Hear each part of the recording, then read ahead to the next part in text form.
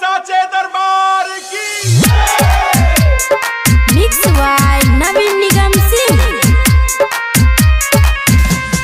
DJ Kundanraj सीधी recording by CTV Bhojpuri. चढ़ते यसीनवा में अपने अंगनवा में करो पूजा पाठ धनी मैया के धियानवा में जय मैया। चढ़ते यसीनवा में अपने अंगनवा में करो पूजा पाठ धनी मैया के धियानवा में। चल नहीं पैबू धनी कठिन डगर पड़ी, चल नहीं पैबू धनी कठिन डगर पड़ी। सज के सवार गनी मैया के डगर धनी सब काम छोरी मैया जी के दर्शन करे।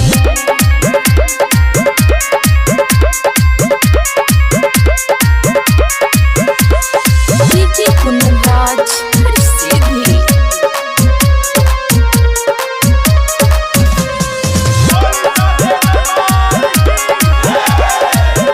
Mix by Naveen Nigam Singh. नव दिन करेला नवरात्र ये रानी, दूर होई घरवा के सब परेशानी। ये गो चुनरी ले आ दीदी मैया के हम चढ़ाई जी।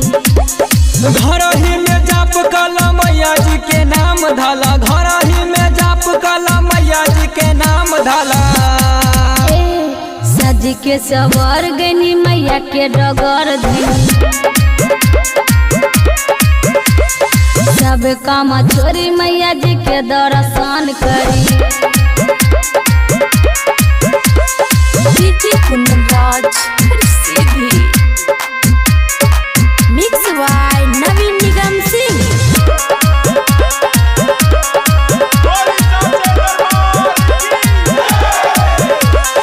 मैया के भक्ति में हो जा दीवाना, हर जगह होला मैया तोहरे ठिकाना। संगे घूमल जाई जी, संगे संग नारा लगाई जी।